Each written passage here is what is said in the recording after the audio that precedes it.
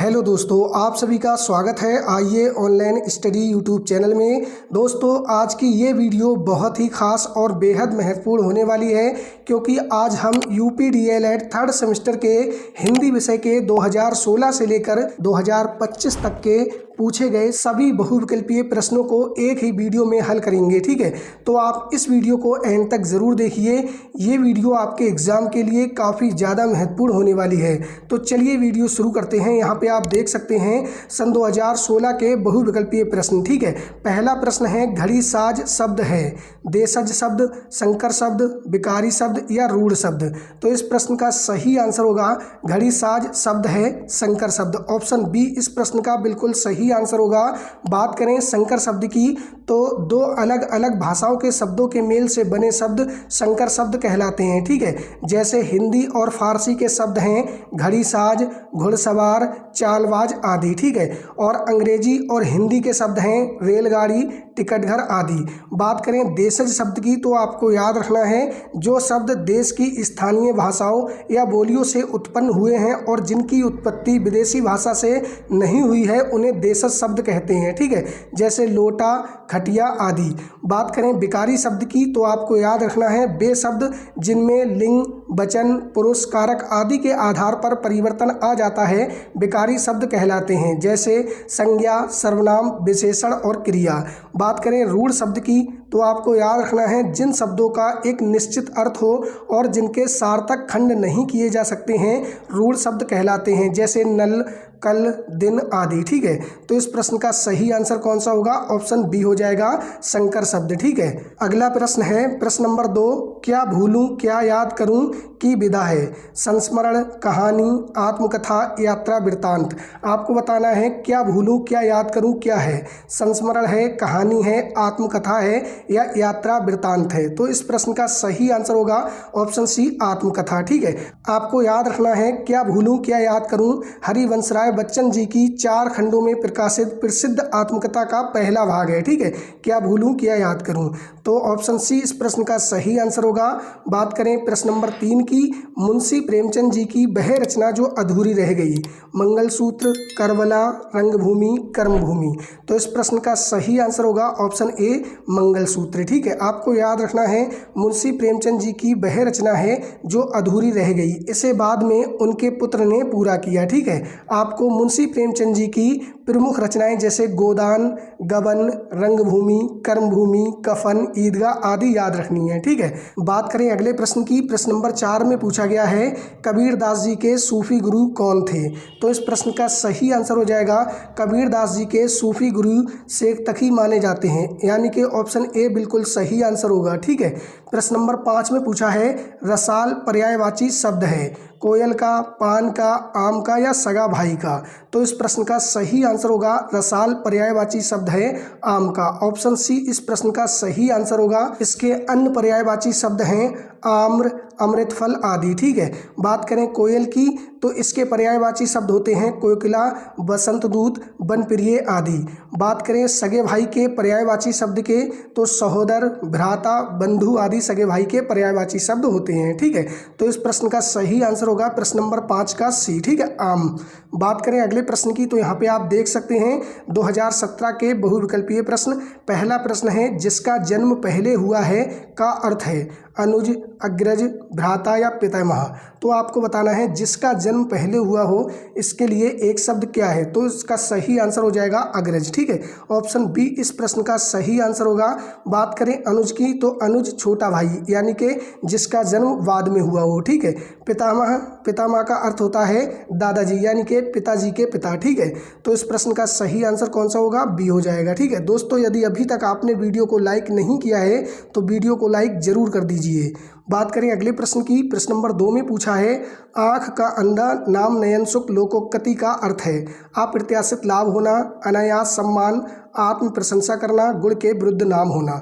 तो आँख का अंधा नाम नयन सुख लोकोक्ति का अर्थ हो जाएगा गुण के विरुद्ध नाम होना, यानी कि ऑप्शन डी बिल्कुल सही आंसर होगा। ठीक है, बात करें प्रश्न नंबर 3 की। पूछा है अचरज शब्द का तत्सम रूप है। सबसे पहले बात करें तत्सम क्या होता है, तो तत्सम शब्द वे शब्द होते हैं जो संस्कृत भाषा से बिना किसी परिवर्तन के हिंदी में आए हैं। ठीक है, जैसे अग्नि, सूर्य, रात्रि, दुग्ध आदि। ठीक है, तो इस प्रश्न में क्या पूछा है, अचरज शब्द का तत्सम रूप पूछा है, तो कौन सा होगा, आश्चर्य, आश्चर्य या आशाचर्य। तो इस प्रश्न का सही आंसर होगा ऑप्शन सी, आश्चर्य। ठीक है, ऑप्शन सी इस प्रश्न का सही आंसर होगा। बात करें अगले प्रश्न की, प्रश्न नंबर 4 में पूछा है तपस्वी का तद्भव रूप है, तापसी, तपसी, तापासी या तपसी। तो इस प्रश्न का सही आंसर होगा तपस्वी का तद्भव रूप होगा तपसी। ऑप्शन बी बिल्कुल सही आंसर होगा। बात करें तद्भव शब्द की, तो संस्कृत के वे शब्द जिनका हिंदी में रूप परिवर्तित हो गया है तद्भव शब्द कहलाते हैं, जैसे अग्नि का आग, सूर्य का सूरज, रात्रि का रात, दुग्ध का दूध। ठीक है, ये कैसे है, तद्भव शब्द हैं। बात करें अगले प्रश्न की, प्रश्न नंबर 5 में पूछा है सूरदास जी की रचना है, साहित्य लहरी, प्रेम वाटिका, दोहावली या झरना। तो इस प्रश्न का सही आंसर होगा सूरदास जी की रचना है साहित्य लहरी। ऑप्शन ए इस प्रश्न का बिल्कुल सही आंसर होगा। और इनकी अन्य रचनाएं सूर सागर, सूर सारावली आदि हैं। ठीक है, बात करें प्रेम वाटिका, तो प्रेम वाटिका रसकान जी की रचना है। बात करें दोहावली की, तो ये तुलसीदास जी की रचना है। बात करें झरना की, तो ये जयशंकर प्रसाद जी की रचना है। ठीक है, तो ऑप्शन ए इस प्रश्न का सही आंसर होगा। बात करें अगले प्रश्न की, तो यहाँ पे आप देख सकते हैं 2018 के बहुविकल्पीय प्रश्न। पहला प्रश्न है मानक हिंदी का मूल आधार कौन सी बोली है, ब्रजभाषा, उर्दू, खड़ी बोली या हिंदुस्तानी। तो इसका सही आंसर होगा ऑप्शन सी, खड़ी बोली। ठीक है, मानक हिंदी का मूल आधार खड़ी बोली है। और बात करें ब्रजभाषा की, तो ये पश्चिमी हिंदी की एक प्रमुख बोली है। ठीक है दोस्तों, यदि अभी तक आपने वीडियो को लाइक नहीं किया है तो वीडियो को लाइक जरूर कर दीजिए। इस प्रश्न का सही आंसर ऑप्शन सी हो जाएगा। ठीक है, बात करें अगले प्रश्न की, प्रश्न नंबर 2 में पूछा है दिए गए विकल्प में कौन सरस्वती का पर्यायवाची नहीं है। यहाँ पे क्या पूछा है, नहीं है। ठीक है, भारती, बीड़ापाड़ी, शारदा, भार्गवी।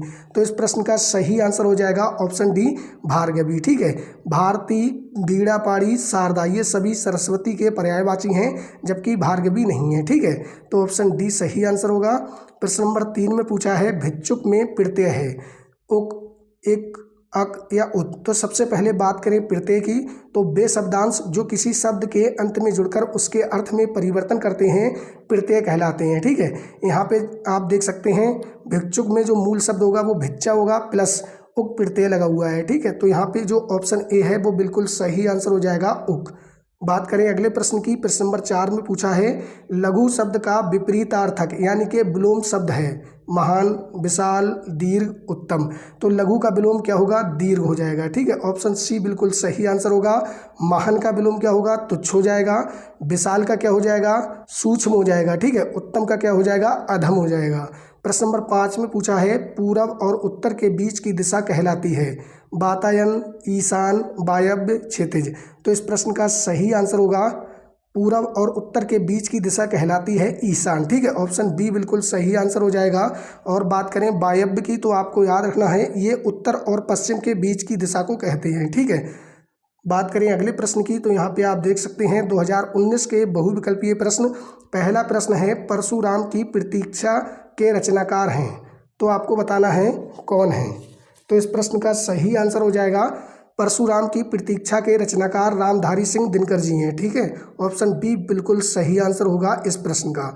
बात करें जयशंकर प्रसाद जी की, तो आपको इनकी कामायनी, आंसू, झरना, लहर आदि रचनाएं याद रखनी है। ठीक है, मुंशी प्रेमचंद जी की आपको गोदान, गबन, कफन, ईदगाह आदि रचनाएं याद रखनी है। ठीक है, महादेवी वर्मा जी की बात करें तो इनकी आपको यामा, नीरजा, दीपशिखा, निहार आदि रचनाएं याद रखनी है। तो इस प्रश्न का सही आंसर ऑप्शन बी होगा। बात करें अगले प्रश्न की, प्रश्न नंबर 2 में पूछा है प्रत्येक शब्द में प्रयुक्त उपसर्ग है, पिर, प्रत, प्रति या एक। तो सबसे पहले बात करें उपसर्ग की, तो वे शब्दांश जो किसी शब्द के आगे जोड़कर उसके अर्थ में परिवर्तन करते हैं उपसर्ग कहलाते हैं। ठीक है, तो प्रत्येक में क्या होगा, प्रति प्लस एक। जब आप इसे तोड़ेंगे तो प्रति प्लस एक में ये टूटेगा। ठीक है, और यहाँ पे अगर संधि पूछी जाए तो संधि कौन सी होगी, एड़ स्वर संधि होगी। ठीक है, और यहाँ पे जो उपसर्ग होगा वो प्रति होगा, यानी कि ऑप्शन सी बिल्कुल सही आंसर होगा इस प्रश्न का। ठीक है, प्रश्न नंबर 3 में पूछा है शुद्ध वर्तनी का चयन करें,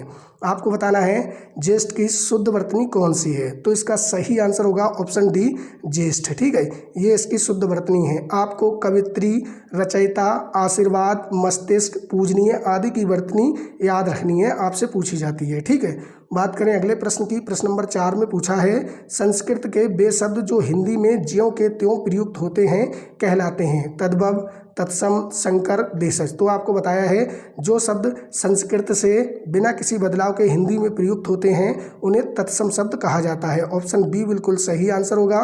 प्रश्न नंबर 5 में पूछा है निम्न में से संयुक्त व्यंजन नहीं है। छा, त्रा, ज्ञा या री। तो यहाँ पे आप देख सकते हैं ऑप्शन डी इस प्रश्न का सही आंसर होगा। जो छा है वो हलंत का प्लस सा से मिलकर बना है। ठीक है, और जो त्रा है वो हलंत ता प्लस रा से मिलकर बना है, और जो ज्ञा है वो हलंत जा प्लस यहाँ से मिलकर बना हुआ है। ठीक है, जबकि जो री है ये क्या है, ये एक स्वर है। ठीक है, तो ऑप्शन डी इस प्रश्न का सही आंसर होगा। बात करें अगले प्रश्न की, तो यहाँ पे आप देख सकते हैं 2020 के बहुविकल्पीय प्रश्न। पहला प्रश्न है राम भक्ति काव्य धारा के प्रमुख कवि हैं। तो इस प्रश्न का सही आंसर होगा ऑप्शन सी तुलसीदास जी। ठीक है, तुलसीदास जी राम भक्ति काव्य धारा के प्रमुख कवि हैं। बात करें कबीरदास जी की तो ये ज्ञानाश्रयी शाखा के प्रमुख कवि हैं। और बात करें मलिक मोहम्मद जैसी जी की तो ये प्रेमाश्रयी शाखा के प्रमुख कवि हैं। ठीक है, आपको याद रखना है। तो इस प्रश्न का जो सही आंसर होगा वो ऑप्शन सी हो जाएगा। ठीक है, बात करें अगले प्रश्न की, तो यहाँ पे आप देख सकते हैं पूछा गया है साकेत महाकाव्य के रचनाकार हैं। तो इस प्रश्न का सही आंसर होगा साकेत महाकाव्य के रचनाकार मैथिली शरण गुप्त जी हैं, यानी कि ऑप्शन बी इस प्रश्न का बिल्कुल सही आंसर होगा। इनकी अन्य रचनाएं जैसे साकेत, पंचवटी, यशोधरा, भारतवार्ती, जय भारत आदि आपको याद रखनी है। ठीक है, बात करें अगले प्रश्न की। प्रश्न नंबर 3 में पूछा है जो परिणाम करने योग्य हो के लिए एक शब्द है। प्रमाण, परिणम, प्रसाद या प्रकृष्ट। तो इस प्रश्न का सही आंसर होगा जो परिणाम करने योग्य है उसके लिए एक शब्द होगा परिणम्य। ठीक है, ऑप्शन बी बिल्कुल सही आंसर होगा। प्रमाण किसको कहते हैं, प्रमाण सबूत को कहते हैं। ठीक है, तो इस प्रश्न का सही आंसर ऑप्शन बी हो जाएगा। बात करें अगले प्रश्न की, तो प्रश्न नंबर 4 में पूछा है आंसू का तत्सम शब्द है अश्रु, आँख, आग या अग्र। तो इस प्रश्न का सही आंसर होगा आंसू का जो तत्सम शब्द होगा वो हो जाएगा अश्रु। ठीक है, ऑप्शन ए इस प्रश्न का बिल्कुल सही आंसर होगा। बात करें आँख की तो आँख तद्भव शब्द है, इसका जो तत्सम शब्द होगा वो हो जाएगा अक्षी। क्या हो जाएगा, अच्छी हो जाएगा। ठीक है, आग कैसा शब्द है तो आग एक तद्भव शब्द है, इसका जो तत्सम शब्द होगा वो हो जाएगा अग्नि। क्या हो जाएगा, अग्नि हो जाएगा। ठीक है, अग्र कैसा शब्द है, अग्र तत्सम शब्द है, इसका जो तद्भव शब्द होगा वो हो जाएगा आगे। क्या हो जाएगा, आगे। ठीक है, तो इस प्रश्न का सही आंसर ऑप्शन ए होगा। बात करें प्रश्न नंबर 5 की, पूछा है गोदान के लेखक हैं। तो इस प्रश्न का सही आंसर हो जाएगा गोदान के लेखक मुंशी प्रेमचंद जी हैं। ग्रामीण जीवन और कृषक समस्याओं पर आधारित प्रसिद्ध उपन्यास गोदान की रचना मुंशी प्रेमचंद जी ने की है। ठीक है, तो ऑप्शन ए इस प्रश्न का सही आंसर होगा। बात करें अगले प्रश्न की, तो यहाँ पे आप देख सकते हैं 2021 के बहुविकल्पीय प्रश्न। ठीक है, पहला प्रश्न है ज्ञानाश्रयी शाखा के प्रमुख कवि हैं। तो अभी आपको बताया गया था ज्ञानाश्रयी शाखा के प्रमुख कवि कबीरदास जी हैं। तो ऑप्शन बी इस प्रश्न का बिल्कुल सही आंसर हो जाएगा। ठीक है, बात करें अगले प्रश्न की, तो यहाँ पे आप देख सकते हैं प्रश्न नंबर 2 में पूछा है लोकायतन के रचनाकार हैं। तो इस प्रश्न का सही आंसर हो जाएगा लोकायतन की रचना छायावादी कवि सुमित्रा नंदन पंत ने की है। ठीक है, तो इस प्रश्न का सही आंसर कौन सा हो जाएगा, ऑप्शन ए हो जाएगा। ठीक है, इनकी आपको अन्य रचनाएं जैसे चिदम्बरा, पल्लव, कला और बूढ़ा चांद आदि याद रखनी है। ठीक है, बात करें प्रश्न नंबर 3 की, भाषा पर कबीर का जबरदस्त अधिकार था, वे बाड़ी के डिक्टेटर थे। प्रस्तुत कथन निम्नांकित लेखकों में से किस लेखक का है। तो इस प्रश्न का सही आंसर होगा ऑप्शन सी हजारी प्रसाद द्विवेदी। इन्होंने कबीरदास जी के भाषाई सामर्थ्य की प्रशंसा करते हुए उन्हें बाड़ी का डिक्टेटर कहा था। ठीक है, तो ऑप्शन सी इस प्रश्न का सही आंसर होगा। बात करें अगले प्रश्न की, प्रश्न नंबर 4 में पूछा है चित्रक का तद्भव रूप है चीता, चित्र, चित्त या चेतक। तो चित्रक एक तत्सम शब्द है, इसका जो तद्भव रूप होगा वो हो जाएगा चीता, यानी कि ऑप्शन ए आपका बिल्कुल सही आंसर होगा। प्रश्न नंबर 5 में पूछा है जिसके पास कुछ ना हो वाक्यांश के लिए एक शब्द होगा निर्धन, आकिंचन, असमर्थ या अक्षम। तो इस प्रश्न का सही आंसर होगा जिसके पास कुछ ना हो उसके लिए एक शब्द होता है आकिंचन। ऑप्शन बी बिल्कुल सही आंसर होगा। बात करें निर्धन की, तो जिसके पास धन ना हो उसके लिए एक शब्द होता है निर्धन। ठीक है, और बात करें जिसमें किसी कार्य करने की शक्ति ना हो उसके लिए एक शब्द होता है असमर्थ, ठीक है। और बात करें अक्षम की तो जो कार्य करने के लिए सक्षम ना हो, ठीक है। तो इस प्रश्न का सही आंसर ऑप्शन बी हो जाएगा, जिसके पास कुछ ना हो। वाक्यांश के लिए एक शब्द होगा अकिंचन, ठीक है। बात करें अगले प्रश्न की तो यहाँ पे आप देख सकते हैं 2022 के बहुविकल्पीय प्रश्न। पहला प्रश्न है, ऐसे शब्द क्या कहलाते हैं जो संस्कृत से विकृत होकर हिंदी में आए हैं, यानी कि परिवर्तित होकर हिंदी में आए हैं। तद्भव, तत्सम, देशज या विदेशी। तो इस प्रश्न का सही आंसर कौन सा हो जाएगा? ऑप्शन ए हो जाएगा, तद्भव शब्द, ठीक है। ऑप्शन ए इस प्रश्न का सही आंसर होगा। बात करें अगले प्रश्न की, प्रश्न नंबर 2 में पूछा है, इनमें से कौन सी रचना महादेवी वर्मा जी की नहीं है? तो इस प्रश्न का सही आंसर बताना है कौन सी नहीं है, ठीक है। ठलुआ क्लब, निहार, नीरजा, गिल्लू। तो इस प्रश्न का सही आंसर हो जाएगा ठलुआ क्लब। ऑप्शन ए इस प्रश्न का सही आंसर होगा। ये प्रसिद्ध निबंध संग्रह बाबू गुलाब राय जी का है और महादेवी वर्मा जी का नहीं है, ठीक है। तो ऑप्शन ए इस प्रश्न का सही आंसर होगा। प्रश्न नंबर 3 में पूछा है, पूरी तरह से मना कर देना, इसके लिए सटीक मुहावरा कौन सा है? अंधे की लकड़ी, अक्ल का दुश्मन होना, अंगूठा दिखाना या अक्ल पर पत्थर पड़ना। तो पूरी तरह से मना कर देना यानी कि साफ इनकार कर देना, इसके लिए जो मुहावरा वो कौन सा हो जाएगा? अंगूठा दिखाना, ठीक है। ऑप्शन सी इस प्रश्न का सही आंसर होगा। बात करें अंधे की लकड़ी तो इसका अर्थ होता है एकमात्र सहारा होना, ठीक है। बात करें अक्ल का दुश्मन होना, इसका अर्थ होता है मूर्ख होना, ठीक है। अक्ल पर पत्थर पड़ना, इसका अर्थ होता है बुद्धि भ्रष्ट होना, ठीक है। तो इस प्रश्न का सही आंसर होगा पूरी तरह से मना कर देना, इसके लिए मुहावरा होगा अंगूठा दिखाना, ठीक है। ऑप्शन सी इस प्रश्न का सही आंसर होगा। बात करें अगले प्रश्न की, प्रश्न नंबर 4 में पूछा है, मधुशाला के रचयिता हैं। तो इस प्रश्न का सही आंसर हो जाएगा, मधुशाला के रचयिता हरिवंश राय बच्चन जी हैं, यानी कि ऑप्शन सी बिल्कुल सही आंसर होगा। इनकी अन्य रचनाएं मधुबाला, मधु कलश, निशा निमंत्रण आदि हैं, ठीक है। प्रश्न नंबर 5 में पूछा है, अध्यापन अधिगम प्रक्रिया का महत्वपूर्ण अंग है। मूल्यांकन, मापन, छात्र या शिक्षक। तो अधिगम प्रक्रिया का महत्वपूर्ण अंग है छात्र। ऑप्शन सी इस प्रश्न का सही आंसर होगा। आधुनिक बाल केंद्रित शिक्षा प्रणाली में शिक्षण अधिगम प्रक्रिया का केंद्र बिंदु और सबसे महत्वपूर्ण अंग छात्र यानी कि विद्यार्थी होता है, ठीक है। बात करें शिक्षक की तो शिक्षक इस प्रक्रिया में एक मार्गदर्शक यानी कि सुगमकर्ता की भूमिका निभाते हैं, ठीक है। तो ऑप्शन सी बिल्कुल सही आंसर होगा। बात करें अगले प्रश्न की तो यहाँ पे आप देख सकते हैं 2023 के बहुविकल्पीय प्रश्न। पहला प्रश्न पूछा गया है, वात्सल्य रस के सम्राट कहे जाते हैं। तो इस प्रश्न का सही आंसर हो जाएगा ऑप्शन बी, सूरदास जी, ठीक है। सूरदास जी को वात्सल्य रस का सम्राट कहा जाता है। ऑप्शन बी बिल्कुल सही आंसर होगा। बात करें अगले प्रश्न की, प्रश्न नंबर 2 में पूछा है, अंधे की लकड़ी मुहावरा का अर्थ है। तो अभी आपने पढ़ा था अंधे की लकड़ी होना यानी कि एकमात्र सहारा होना, ठीक है। तो ऑप्शन बी इस प्रश्न का बिल्कुल सही आंसर हो जाएगा। बिना श्रम के फल प्राप्ति, इसके लिए मुहावरा होगा अंधे के हाथ बटेर लगना, ठीक है। प्रश्न नंबर 3 में पूछा है, पहाड़ के नीचे की समभूमि के लिए एक शब्द है। उपत्यका, अधित्यका, शोकिया या ये सभी। तो इस प्रश्न का सही आंसर होगा पर्वत या पहाड़ के नीचे की समतल भूमि की उपत्यका कहते हैं, यानी कि ऑप्शन ए इस प्रश्न का बिल्कुल सही आंसर हो जाएगा, ठीक है। बात करें अधित्यका की तो आपको याद रखना है पर्वत या पहाड़ के ऊपर की समतल भूमि को अधित्यका कहते हैं, ठीक है। तो ऑप्शन ए इस प्रश्न का सही आंसर होगा। बात करें अगले प्रश्न की, प्रश्न नंबर 4 में पूछा है, अभिव्यक्ति के उद्देश्य हैं। आपको बताना है अभिव्यक्ति के उद्देश्य क्या है। ऑप्शन ए है भाषा एवं साहित्य में रुचि का विकास, बोलने की योग्यता, लिखने की योग्यता या फिर ऑप्शन डी उपर्युक्त सभी। तो इस प्रश्न का सही आंसर होगा ऑप्शन डी उपर्युक्त सभी। अभिव्यक्ति से भाषा और साहित्य के प्रति रुचि और समझ बढ़ती है, ठीक है। बोलने की योग्यता, मौखिक अभिव्यक्ति से विचारों को स्पष्ट, शुद्ध और आत्मविश्वास के साथ बोलने का कौशल विकसित होता है, ठीक है। लिखने की योग्यता, लिखित अभिव्यक्ति से विचारों को व्याकरण सम्मत और क्रमबद्ध रूप में लिखने की क्षमता आती है। तो ऑप्शन डी इस प्रश्न का बिल्कुल सही आंसर हो जाएगा, ठीक है।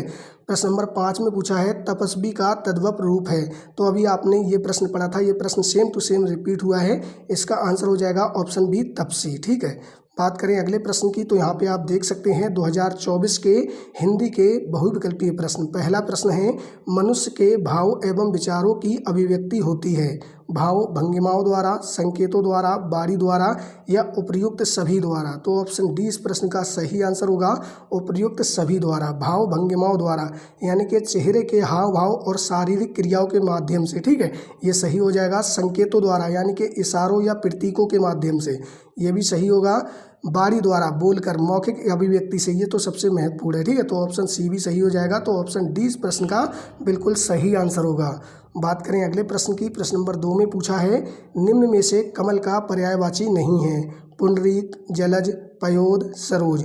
तो इस प्रश्न का सही आंसर होगा पयोद। ठीक है, पयोद का अर्थ होता है जल देने वाला, अर्थात बादल। ठीक है, ये कमल का पर्यायवाची नहीं है, जबकि पुंडरीक, जलज और सरोज ये क्या है? कमल के पर्यायवाची हैं। ठीक है, तो ऑप्शन सी इस प्रश्न का सही आंसर होगा। बात करें प्रश्न नंबर 3 की। मृत्यु की इच्छा रखने वाला के लिए एक शब्द होगा, चिकीर्ष, युत्सु, मुमुक्षु या मुमूर्षु। तो इसका सही आंसर हो जाएगा ऑप्शन डी, मुमूर्षु। ठीक है, और बात करें मुमुक्षु की, तो मोक्ष प्राप्त करने की इच्छा रखने वाले के लिए एक शब्द है मुमुक्षु। ठीक है, बात करें अगले प्रश्न की। प्रश्न नंबर 4 में पूछा है, अनौपचारिक स्थल है डाकघर, बैंक, घर या विद्यालय। तो इस प्रश्न का सही आंसर होगा अनौपचारिक स्थल है घर। ऑप्शन सी बिल्कुल सही आंसर होगा।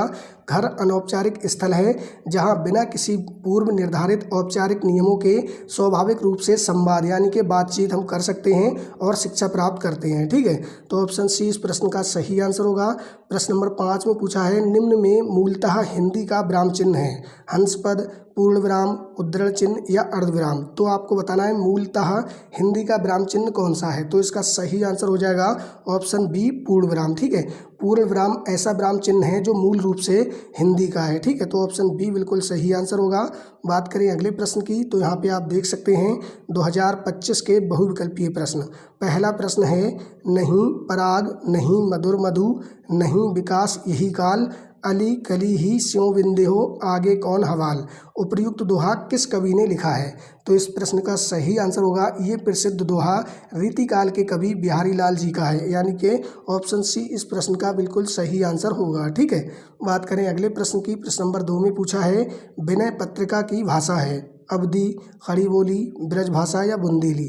तो इस प्रश्न का सही आंसर होगा, विनय पत्रिका के रचयिता तुलसीदास जी हैं और विनय पत्रिका की भाषा ब्रज भाषा है, यानी कि ऑप्शन सी बिल्कुल सही आंसर होगा, ब्रज। ठीक है, बांस शब्द है, आपको बताना है बांस कैसा शब्द है? तद्भव, तत्सम, देशज या संदेह। तो यहाँ पे आप देख सकते हैं बांस तद्भव शब्द है। कैसा? ऑप्शन ए आपका सही आंसर होगा, तद्भव। इसका तत्सम शब्द कौन सा होगा? तो इसका तत्सम शब्द होगा वंश। कौन सा हो जाएगा? वंश हो जाएगा। ठीक है, बात करें अगले प्रश्न की। प्रश्न नंबर 4 में पूछा है, मुंशी प्रेमचंद जी की वह रचना जो अधूरी रह गई? मंगलसूत्र, करबला, रंगभूमि, कर्मभूमि। तो इस प्रश्न का सही आंसर होगा ऑप्शन ए, मंगलसूत्र। ये मुंशी प्रेमचंद जी का अधूरा उपन्यास है। ठीक है, जिसे बाद में इनके पुत्र ने पूरा किया। बात करें प्रश्न नंबर 5 की। पूछा है, पूर्व एवं उत्तर दिशा का कोना के लिए एक शब्द है, यानी कि आपको बताना है पूर्व एवं उत्तर दिशा के बीच की दिशा के लिए कौन सा एक शब्द है? पूर्वोत्तर, ईशान, वायव्य या नैऋत्य। तो इस प्रश्न का सही आंसर होगा ऑप्शन बी। ठीक है, ऑप्शन बी बिल्कुल सही आंसर होगा, ईशान। पूर्व एवं उत्तर दिशा के बीच की दिशा के लिए एक शब्द है ईशान। ठीक है, बात करें वायव्य की, तो आपको याद रखना है पश्चिम और उत्तर दिशा का कोना क्या कहलाता है? वायव्य। ठीक है, बात करें नैऋत्य की, तो आपको याद रखना है दक्षिण और पश्चिम दिशा का कोना नैऋत्य कहलाता है। ठीक है, तो इस प्रश्न का सही आंसर कौन सा होगा? ऑप्शन बी हो जाएगा, ईशान। दोस्तों, ये 2016 से लेकर 2025 तक के सभी बहुविकल्पीय प्रश्न हैं जो आपसे 3rd सेमेस्टर हिंदी विषय में पूछे गए थे। दोस्तों, वीडियो अच्छी लगी हो तो वीडियो को लाइक ज़रूर कर दीजिएगा और चैनल पर नए हैं तो चैनल को सब्सक्राइब करके रखिएगा। ठीक है दोस्तों, यूपी डीएलएड से संबंधित सभी लेटेस्ट अपडेट और क्लासेज के लिए आप इस चैनल को सब्सक्राइब जरूर कर लीजिएगा और वीडियो अच्छी लगी हो तो वीडियो को लाइक करके जाइएगा ऐसे ही और वीडियो देखने के लिए।